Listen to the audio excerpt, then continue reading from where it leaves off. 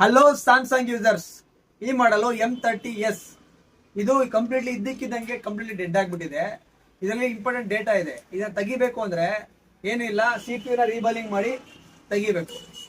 ಇದೇ ತರ ನಿಮ್ಮ ಹತ್ರ A51, M31, M31s ಈ ತರ ಯಾವ್ದಾದ್ರು ಫೋನ್ಸ್ ಇತ್ತು ಅಂದ್ರೆ, ಡೇಟಾ ಇಂಪಾರ್ಟೆಂಟ್ ಇತ್ತು ಅಂದ್ರೆ ನೀವು ನನ್ನ ಹತ್ರ ಕಳ್ಸಿಕೊಡ್ಬೋದು. ರಿಪೇರ್ ಮಾಡೋದು ಹೆಂಗೆ ಅಂತ ನಿಮ್ಗೆ ವಿಡಿಯೋದಲ್ಲಿ ತೋರಿಸ್ತೀನಿ. ಇದೇ ತರ ಮಾಡ್ಕೊಡ್ತೀನಿ. Thank you. ನೋಡಿ, ಈ ಪ್ರೊಸೆಸ್ನ ಗ್ಲೂ ಕಟ್ಟಿಂಗ್ ಪ್ರೊಸೆಸ್ ಅಂತ ಕರಿತೀವಿ.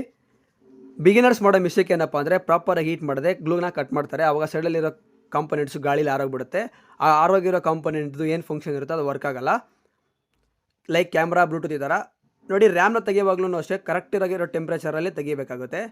ನೀವೇನಾದರೂ ಟೆಕ್ನಿಷಿಯನ್ ಆಗಿದ್ದರೆ, ಈ ನಾವು ಯಾವ ಟೆಂಪ್ರೇಚರಲ್ಲಿ ತೆಗಿತಾ ಇದ್ದೀನಿ, ಯಾವ ಟೈಮಿಂಗಲ್ಲಿ ತೆಗಿತಾ ಇದ್ದೀನಿ ಅಂತ ನಿಮಗೆ ಬೇಕು ಅಂದರೆ ಟೆಂಪ್ರೇಚರ್ ಅಂತ ಕಮೆಂಟ್ ಮಾಡಿದ್ರೆ ನಿಮಗೆ ಟೆಂಪ್ರೇಚರ್ ಕಮೆಂಟ್ ಮಾಡ್ತೀನಿ.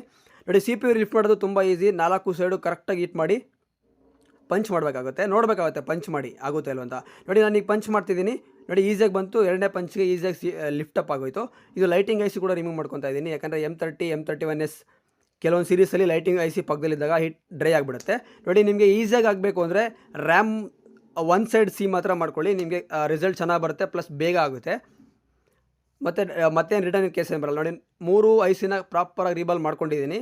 ಈಗ ಫಿಕ್ಸ್ ಮಾಡೋ ಟೈಮು.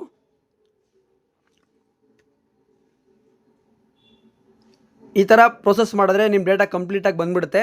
ಕಸ್ಟಮರ್ ಹ್ಯಾಪಿ ಆಗ್ತಾರೆ, ಪ್ಲಸ್ ಅವ್ರಿಗೆ ಡೇಟಾ ಕೊಟ್ಟಂಗೆ ಆಗುತ್ತೆ. ಅದೇ ನಮಗೆ ಮೇಯ್ನ್ ಇಂಪಾರ್ಟೆಂಟ್ ಆಗುತ್ತೆ. ನೋಡಿ, ಹೀಟ್ ಪ್ರಾಪರಾಗಿ ಆಯಿತು. ಓನ್ಲಿ ಸ್ಮಾಲ್ ಸಿ, ಅದರಲ್ಲೂ ಸ್ಮಾಲ್ ಸಿನೇ ಮಾಡ್ಕೊಂಡಿದ್ದೀನಿ. ಡ್ರಮ್ ಕ್ಲೀನಿಂಗು ಸ್ಮಾಲ್ ಸಿಲೇ ಮಾಡಿದ್ದೀನಿ. ಸೊ ಹಂಗಾಗಿ ರಿಸಲ್ಟ್ ಬೇಗ ಬರುತ್ತೆ. ನೋಡಿ, CPU ಫಿಕ್ಸ್ ಆಯಿತು. ನಿಮ್ಮ ಫ್ರೆಂಡ್ಸ್ ಯಾರಾದರೂ ಸ್ಯಾಮ್ಸಂಗ್ ಯೂಸ್ ಮಾಡ್ತಾಯಿದ್ದು ಡೇಟಾ ಬೇಕು ಈ ಸೀರೀಸಲ್ಲಿ ಅಂತಂದರೆ ನೀವು ಈ ರೀಲ್ನ ಅವ್ರಿಗೆ ಮಸ್ಟ್ ಆ್ಯಂಡ್ ಶುಡ್ ಶೇರ್ ಮಾಡಿ. ನೋಡಿ, ಕಂಪ್ಲೀಟ್ ರೆಡಿ ಆಯಿತು ವಿತ್ ಡೇಟಾ.